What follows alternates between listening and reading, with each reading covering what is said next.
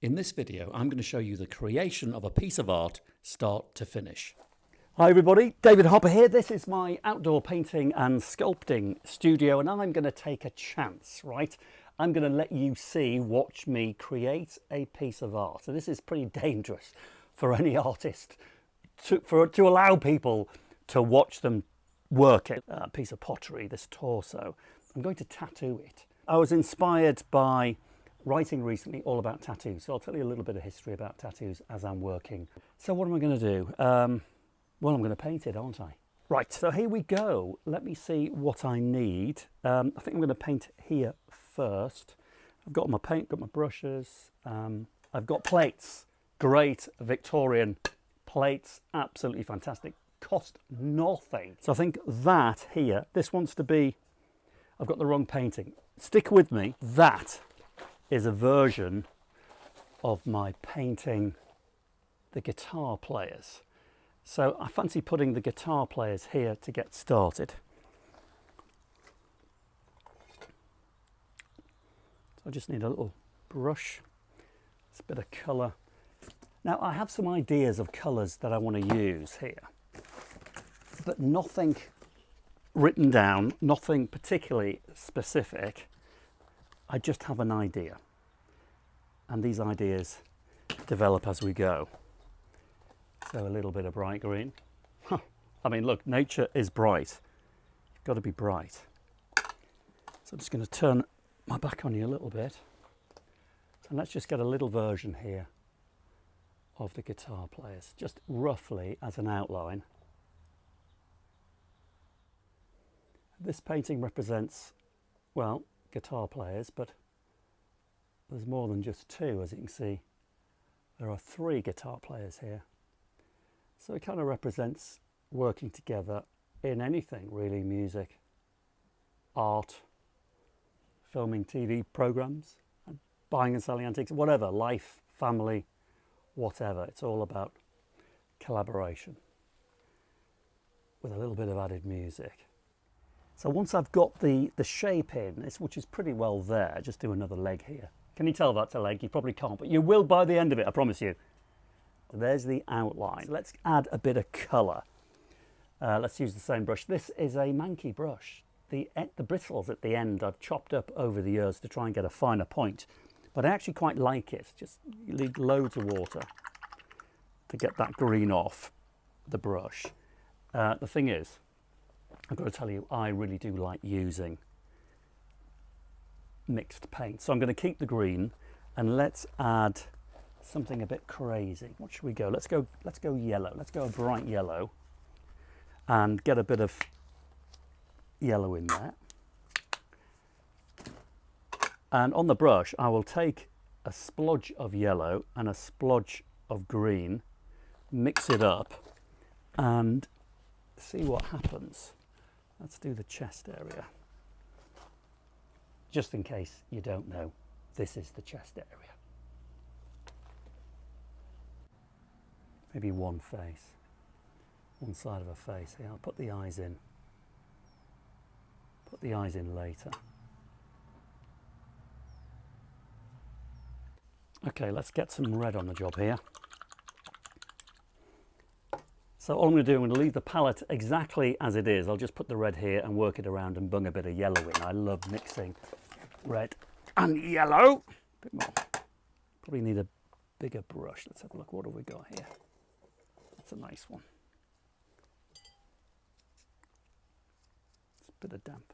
Get a bit of damp on it. So red and yellow. Let's go for the guitar.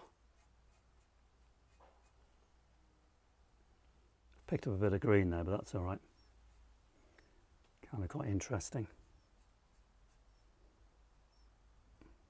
So you may not be able to see this yet, but this is the guitar players, and it is coming together. Okay, I'll admit it may not look like it's coming together to you, but I promise you, to me, it is, and all will be revealed in a moment. So let's move on, fast forward. I'll finish off the first tattoo on this torso with a working title of Tattooed Torso. I think I'm going to change that, but I've got a few ideas kicking around in my head. So I'm adding all the colour here. colour upon colour. I'll line it in white and yellow just to kind of outline it. And then here's the close-up. So yeah, there's some white going on. They say a painting is never finished. It really isn't. I mean, when I show you the finished thing here, it won't actually be finished. I'll no doubt touch it up a bit later, but we'll see. So I'm now adding black. I haven't added any black yet. I love adding black to bright colours. Just brings it alive. And again, lots of thick paint. No straight lines in any of my paintings. Here we go. And done. Right, guitar players, let's see if you can get your eye in. There's an overall shot of it. Let's take a look at the face. There you go. 3 faces, 2 profile, 1 looking at you. Can you see it? Can your imagination play tricks with you? There's the body, right arm, big thick right arm, and the big guitar that all 3 players are playing. And there is 3 pairs of legs. Right, that's enough for me. I'll come back to it in the morning. Night night. Okay, good morning. I am back at 6:30 and I'm ready to go. So I'm all prepared. I've got some fresh water for the brushes. My paint laid out a bit more organised this morning. Second cup of coffee, very nice. Get me going, and I'm inspired. So during the night, I came up with an idea to put a vase, a bursting vase full of flowers on each hip. So I'm going to start with my Chinese vase here, Harmony, from one of my originals. That's going to go on her right hand side. Here we go. We can sit it out, I promise you. I won't bleed it out, even if you ask me to. I've got this fire at the base of my existence, and nothing you could give us could put it out. Okay, so whilst I continue painting the tattoos onto this torso, I'm going to tell you some interesting facts about tattoos that I don't think you knew. So, it was the famous British explorer Captain James Cook who in the 1760s brought the word tattoo back to Britain and introduced it into the English language. You see, him and his men had been exploring exotic places around the world and had several encounters with terribly exotic people who were described as being painted head to foot in something described by the locals as tattoos. The term stuck, and it's easy to see how the word tattoo was quickly introduced into the English language. And prior to the use of the word tattoo in the English language, which is something that we all understand, the act of permanently decorating one's body was referred to as being pricked, marked, engraved, decorated, punctured, stained, or even embroidered. Tattoos better. Okay, I'm going to keep on a sailor theme here. Bear in mind we're talking about Captain James Cook and all of that, and the 18th century. Well, we all know, don't we, that sailors historically have been famous for their tattoos. But I bet you didn't know that sailors during the 18th and 19th century were often seen with tattoos on their feet. Right, stick with me here. So one foot would be tattooed with an image of a pig, and the other foot an image of a rooster, because it was known that neither a pig nor a rooster could swim, and both animals are known to panic in water and make great and massive attempts to get out of the stuff if they fall into it. Now you've got to remember that barely any sailors at this time were able to swim, and so the fear of falling into the sea was naturally great. Sailors then, as you know, they're a superstitious bunch, and superstition had it that if a pig and a rooster were tattooed on the sailor's feet, if the sailor fell into the water, bearing in mind that the rooster and the pig can't swim just like the sailor, he believed that the two creatures would help him get out of the water and onto safe dry land pretty sharpish if he fell overboard. Of course, tattooing in the 18th century was nothing new. I mean, people have been doing it for as long as history itself, and our ancestors, the Anglo-Saxons, loved tattooing themselves. In fact, I bet you didn't know this. King Harold, who died at the Battle of Hastings in 1066, is believed to have had his wife's name, Edith, tattooed across his chest. And some say the only way of identifying Harold's body was by the tattoo on his chest. So we know that tattooing in British society has always been popular, but let's be honest, up until recent times it was mainly associated with the rougher end of society, the lower classes, the sailors, and of course the criminals. So tattoos really didn't have a very good reputation amongst the higher echelons. That is, until the 1870s, and I bet you didn't know this. In the 1870s, it became very fashionable amongst the upper classes and right across Europe to be tattooed. The fad spread like wildfire, especially right at the top of society amongst the British aristocracy. The aristocrats really fell in love with tattoos, and it was estimated in 1898 that around 1 in 5 of the gentry had at least one tattoo, or tatau. Well, there we have it. Tattoo number 2 completed. Harmony, signed Harmony, and it's called Harmony for this reason. So this is a Chinese vase with a burst of flower sat on a table, and I've painted within the vase the old Chinese symbol for harmony.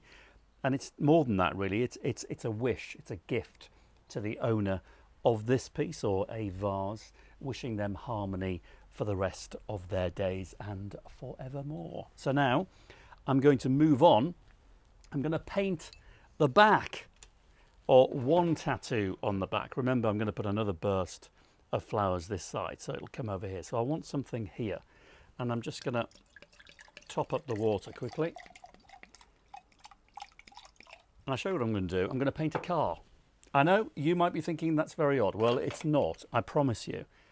This is the car I'm going to put on the back. So it's an AC Cobra, 1969 AC Cobra I painted for a client some time ago. These are postcards that were produced after the original painting. So I'm going to put a version of that right here. So as I do it, I will explain why I'm putting a car tattoo on this female torso. Okay, so listen, don't think that it was just the men in Victorian high society who liked to be tattooed. Not at all. Women were at it too. And at the dawn of motoring, it was not uncommon for a lady to have a tattoo of a smart horseless carriage, a motor car, adorned somewhere on their body. You see, feminism was really beginning to take hold, and this was one way a lady could show to those she shared the secret of the tattoo with that she was taking control of her life and that she wanted full control of it, including the right to vote. Female fashion tattoos arrived just before the suffragettes. And these very same ladies with the car tattoos, who no doubt would soon become suffragettes, were known also to arrange what looked like really elegant tea parties. But they'd invite, secretly, a professional tattoo artist to pop along with his brand new invented electric tattoo machine, and he would get to work designing and tattooing the ladies at the tea party all sorts of shapes and sizes and things, cars, as we know, but even ships' anchors entwined with snakes were popular, exactly the kind of thing you'd expect to see on the forearm of an old bearded sea dog. These were not unusual for a lady of the time, discreetly hidden, of course, below layers of Victorian modesty clothing.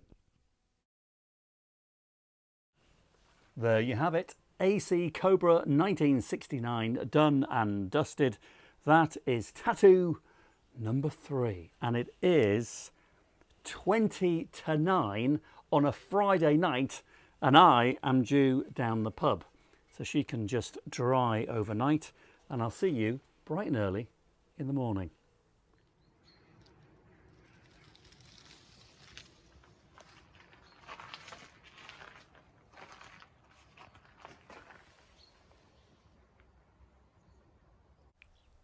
Well, good morning. 20 to 7 and I am raring to go. So the plan is to paint my double happiness Chinese vase with a burst of flowers on her left hand side hip. So this is my painting, a print of my original double happiness. So I'm going to be using that as an inspiration. Here we go.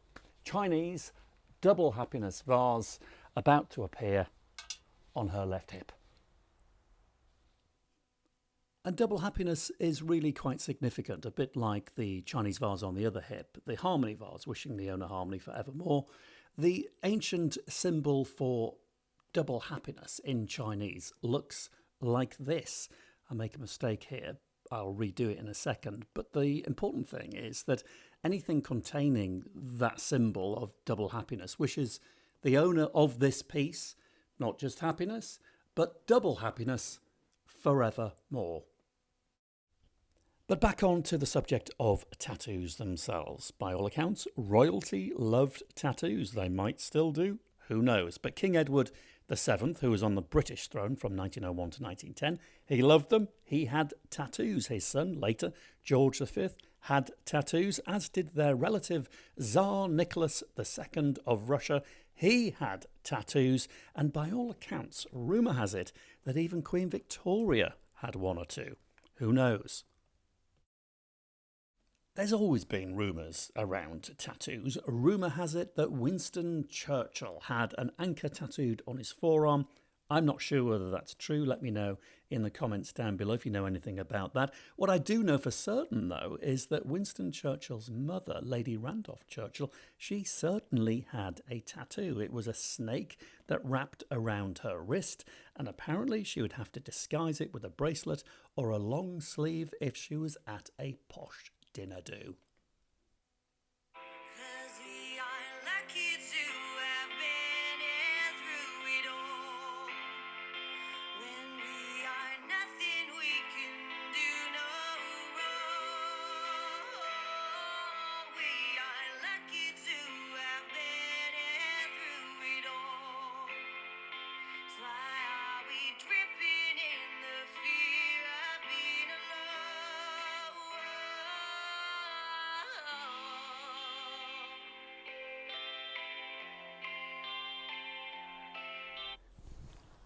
Wowza, there we have it. Double happiness, wishing the owner of this piece double happiness. That's harmony. Okay, now I'm getting confused. It's been a very long day. It's like kind of mid-afternoon now.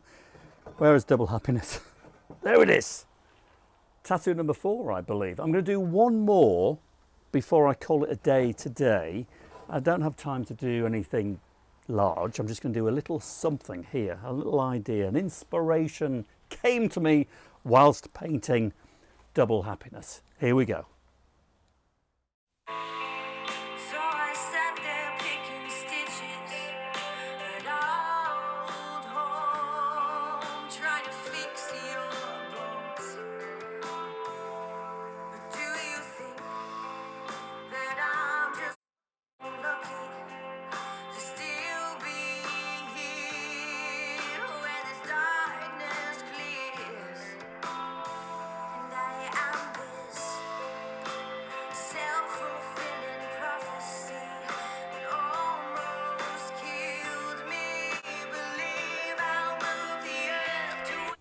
There you go, that was the quickest one. Tattoo number 5. This is a little extract from a series of paintings I spend quite a lot of time painting called People Watching.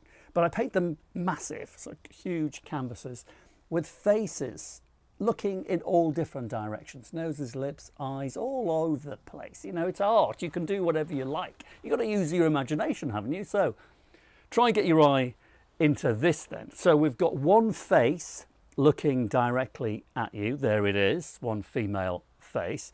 But look at the colours. You've got the green side and the orange side. Now look at the green. That is a face profile. There's the eye. But it's looking in the wrong direction, which means to me it's looking, for art's sake, in the right direction. Right, I am done for one more day. Come back. I'll be here bright and early tomorrow morning, which means for you, in about 2 seconds.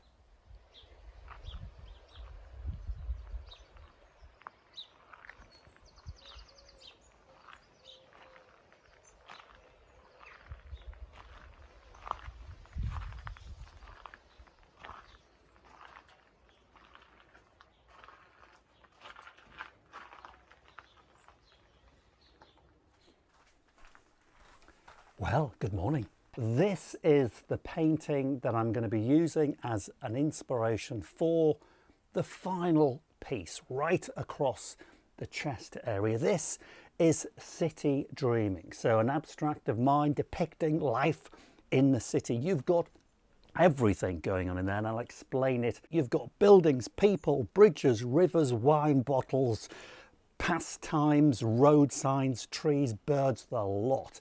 It's just a mashup of city life, the activity, the noise, the bulgingness of life in a city. And it's just, I think, the perfect imagery to finish this piece off right across her chest, depicting modern 21st century life.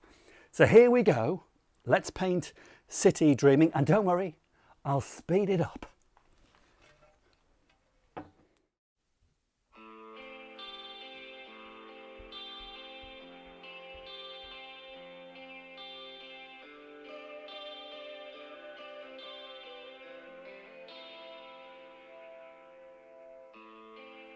We can sit it out, I promise you. I won't bleed it out, even if you ask me to. I've got this fire at the base of my existence, and nothing you could give us could put it out. And I lost those old sad cemented boots that kept my feet